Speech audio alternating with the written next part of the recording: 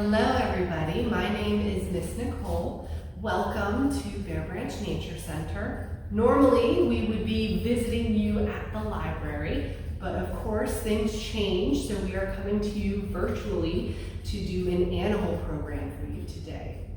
So to make things a little more fun, we've decided to actually go out into the park and show you where you might actually see these animals in the wild or hiking along our trail where our birds live. So if you guys want to come on with me, we're going to go out on into the park. All right, guys, so we are out here in the forest at Hashua Environmental Center, and we have, without too much difficulty, found what looks like a two-lined salamander. So these guys are amphibians. The other animals that you'll find in the amphibian family are frogs and toads. And to be an amphibian, you're going to need some very special traits. The primary one being the need for both water and land. So lots of animals can be on the land or be in the water, but not many animals can actually live in both. They might, like us, go for a swim and then come on out and go for a hike. But these guys actually spend part of their life in the water and then the rest of their life out on land. Usually, it's the beginning of their life when they're eggs and tadpoles as water dwellers, and then the rest of their life on land. But it can vary a little bit with the salamanders we get. Sometimes they stay in the water when they get bigger. So these guys in specific like to live on land. We were able to find him by turning over some leaves and logs that that are just on the side of one of our streams here at the park. So here we are in the woods with our salamander, and we found him under the leaves and logs right here by one of our little streams. He is a creature that you could potentially find on your own, but when we're looking for these amphibians, we always want to be really delicate when handling them. Being amphibians, they do still like wet environments, and part of that is because they have a very special skin that some of them can actually breathe through their skin, but all of them need to keep their skin nice and moist. So that's why he lives, even though he's on land, he still needs to stay very close to the water. Now this guy is going to eat mostly insects, but he is an important part of the life cycle. He can eat live or dead insects that are going to be hiding under those logs and leaves. And all of our frogs and toads are going to be really important to the environment that they're in, because they are also food for other animals. So a salamander like this is not necessarily threatened, but some of them are, because we get a lot of polluted waterways that can cause them harm when they're laying their eggs or living near the water. So we want to make sure that we handle these guys very carefully, that we don't pollute our waterways by dumping trash or pouring chemicals in there. And then when you do find these guys, it's really important to put them back where you found them so they can go about their lives. So we're going to put him back down here under where this wood and leaves were sitting. Let him get back to his day before he met us and meet our next critter. Now it's time to meet our next critter. This is a box turtle. Now I did not find this box turtle in the forest like I found that salamander. He actually lives at the nature center. Now we have a number of animals that live at the nature center that we take care of, and they live there because they need our help. We don't just scoop animals out of the wild, and we ask that you guys don't either, or at least if you do, put them right back after you get a close look at them. But sometimes in the wild, these guys get injured and they need our help. So that's how they end up at the nature center. But we do focus on animals that live in this region. So even though Ricky here, our box turtle, does not live in the forest here, he could. He's got lots of box turtle cousins that are found here. Now Ricky is unique for turtles because he gets the name turtle for being able to swim in the water, but he vastly prefers to be on land. He's actually better designed for land. Usually you can tell the difference between a tortoise, which is a land turtle, and a turtle, which lives in the water, by their shell. He's got this nice boxy, thick shell.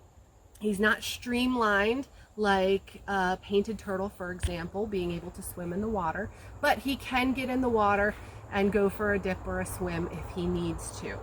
He does have claws on his feet that are going to let him dig on land, and he's going to need those to be able to make a nice cool house for himself in the summer, or a nice warm house for himself in the winter.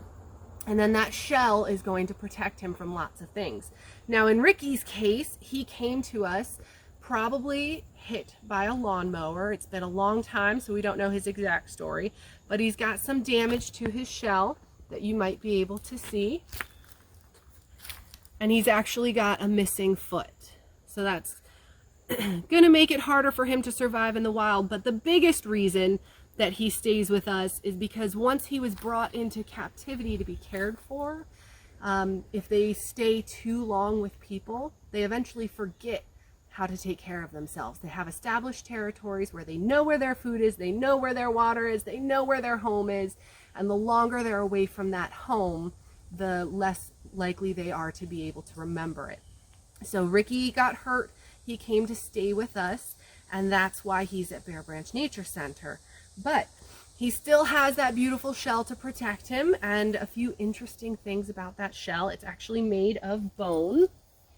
You can see on this shell of another turtle, there's a spine inside this one. So Ricky's bone shell is actually connected to his spine. It's got a nice long line going down the middle where his spine would be. He's got that connected. And then on top, because bone is usually white, there's something else covering it. These are little scutes made of keratin, like our fingernails. So our box turtles get their name, again, because of that shell. Here's another one with no turtle inside. You can see it's all sealed up. Box turtles, like many other turtles, have the ability to pull their arms, legs, and head inside when they are nervous or scared. They might hide to protect themselves. But box turtles can actually close their shell so that they are all sealed up like a box. So, as you can see, Ricky here is not terribly frightened. He is hanging out there. Some people think he looks like he's swimming when I'm holding him. It is in fact him trying to walk out of my hand. The idea of him flying is a novel concept to him, so he's just trying to walk away. And in fact, I'll put him down for a moment. He's not too fast, so we know we can catch him, so you can get a view of him walking in his normal habitat. Now outside, Ricky would be looking for things like worms, bugs, berries, or even leaves on certain plants to eat. He's an omnivore like us. And then of course he'd need a source of water and some good places to hide. So of course he can find all of that in this forest here, as other box turtles do, but we're able to provide that for him back at the Nature Center. Now we have our black rat snake, which has actually recently had his name changed to just a rat snake, as he's related to the other, eastern rat snake. He's related to the other eastern rat snakes, but he of course gets his name for his color. He's got those nice white patches in there, which some of them lose as they get older, and then become completely black, but he's got some of those patches still. He also gets his name from eating rats, of course. He is a quite large snake. He is capable of eating rats. That's what he would find in the wild, as well as mice and other small rodents. And in fact, he would also climb trees to eat birds. So you don't always see snakes out in the woods. Sometimes you might see them in fields, or of course some deserts, not in Maryland. You'll see certain snakes. They like rocky areas sometimes. We have some down by the water, but this guy, he's gonna like to be a little bit more in the woods, or maybe on the edge where he can find those rodents hiding, or sneak into the trees to steal the eggs of birds. okay? We have lots of different kinds of snakes in Maryland. You don't get to see a lot of them. Some are tiny, like the ring-necked snake. Some are large, like him, but all of them are very secretive. People are frequently frightened by snakes, but these guys would rather not come across us, because imagine if you got in a fight with this guy, you might get hurt, you might be scared, but he's going to get hurt far worse than you would. So he is absolutely going to try to avoid interactions with people. He does not have venom. There are only 2 snakes in Maryland that do, the copperhead and the timber rattlesnake, and neither of those are likely to be found in Carroll County. It's not impossible, it's just unlikely. This guy, he gets seen a lot, sometimes crossing the road or out in a field, but far more often you're going to see what he leaves behind, maybe in your garage or wood shed, or in your basement or attic. You'll find this great big skin. So these guys shed their skin several times a year. They typically always shed them when they come out of hibernation. They need to shed them in order to grow, but it's also the only way that they can keep their skin healthy. So people and other animals are going to shed their skin a little bit at a time, all the time, so tiny that you wouldn't even notice. But this guy, he's got extra tough skin because he lives his whole life on his belly. So that extra tough skin is only going to be shed all at once. Now, if you were able to feel this, unfortunately we can't virtually touch it, but you can kind of hear how it's got a bit of a papery sound to it. It definitely feels different from the actual snake. It's almost like if you had a big patch of sunburn that peeled all at once. It's kind of like peeling that. But he's going to do that several times a year, and you're more likely to find his shed than you are to find him. Now again, these guys are really important to the environment. A lot of people are scared of them, but in fact, they're going to keep the pests down. So I personally would rather have a snake in my house than a mouse. Maybe not everyone agrees, but this guy's going to be really good at hiding, and those mice can spread disease or carry ticks, which I am not a fan of. So this guy's going to help us by managing some of those other pests that we might find. All right, everyone, we have moved up to our Raptor Muse, which are along our white trail. And this is where we house a number of captive raptors that have been injured or imprinted. Basically, just like our box turtle and our black rat snake, these guys need our care as they would no longer be able to survive in the wild. This is Ranger. She is our red-tailed hawk, just like the box turtle and the black rat snake. She gets her name as part of a description of her. So I'll briefly turn her around. You can get a look at that nice, beautiful red tail that she has. Now these hawks are one of the most common across the U.S. You'll frequently see them perched up on a telephone pole or a dead tree, looking out over an open area for food. But they're really easy to spot because of that red tail. They might have a varied brownish color to the rest of their body, but they're always going to have that red tail when they're adults. Now Ranger came to us because she was taken out of the wild as a young bird. She was taken by someone who did not have the permission or knowledge to care for a bird like this. And eventually, she managed to escape. She approached someone, she actually landed on the shoulder of someone on a golf course, asking for food because even though she was free to hunt for herself, she did not know how. Just like you probably need to learn how to cook if you haven't already. I know I didn't know when I was a young kid. She has to be taught how to hunt. So she never learned that lesson. She landed on someone's shoulder to ask them for food.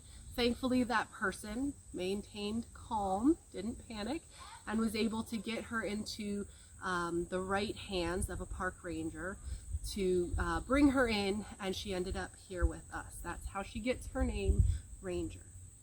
Now a bird like this, a red-tailed hawk, is going to eat a lot of small rodents that she's going to find out in that field she's looking at from above, like mice, voles, rabbits, things like that. But she's actually an opportunistic eater as well. That means she's more than happy to take on any prey that she can find. They've been known to eat birds, smaller birds than them. Anybody who's kept chickens knows that they are a risk for these guys when they're outside. And she'll actually also eat carrion. That's meat that has already been killed by something else, an animal that's already been killed. She can't eat a lot of it. She's not like a vulture with that strong stomach, but she will take advantage of a free meal for sure. Now, in order to be a hunter, she's not like any ordinary bird. She's going to hunt. She's going to have some very special traits. You'll notice that I'm not holding her with my bare hand. I'm wearing this thick leather glove. That's because she's got some really, really long, sharp talons. Similar to a claw on a cat or a dog, the bird's talons can be very sharp and strong. She can actually break an animal's neck with her talons if she's holding on tight enough. So I wear that glove to protect my arm. She is, I wouldn't say a tame bird, but she has been taught to be handled by people. She doesn't generally attack people, but she might get scared and react, and we want to keep ourselves safe. She's also got that beak, which has a nice sharp curve to it. That's going to be able to help her catch and eat her prey. Now, the other two traits that a raptor like her is going to have is going to be excellent hearing. Now, she does have that excellent hearing, but even more than that, she's going to need incredible eyesight. So from way up high on top of a perch or gliding around in the sky, she's going to be able to see in detail what's going on over 100 feet below her. Okay, so those eyes are incredibly important. For her head, her eyes are even bigger than ours would be. And if you look closely, she's moving her head a whole lot looking around, but she never actually moves her eyes. That's because her eyes are so big inside her head that she is not able to move them. She moves her head instead. You'll also notice that sometimes when she blinks, it's not like she's closing her regular eyelids like us. She does have those eyelids, but she has an extra lid that she can close one at a time just to clean those eyes without having to take her eyes off of prey. Now, these guys, just like all of our other critters, they can be found here in Maryland. Keep an eye out for them when you're riding in your car or when you're in a park like this. And they are incredibly important to the environment as well. They are hunters, and they are going to eat some of that carrion, so they're recycling some food that nobody else would necessarily want. So we like having these guys around, and they're fun to see. Thank you everyone for joining us today on our virtual animal program here at Bear Branch Nature Center. We are of course sad that we couldn't be with you in person, but we appreciate you taking some time to learn about the animals that we have here in the park. And we want you to know that the park is open 7 days a week, so please feel free to come here sometime sunrise to sunset and keep an eye out for these animals on your own.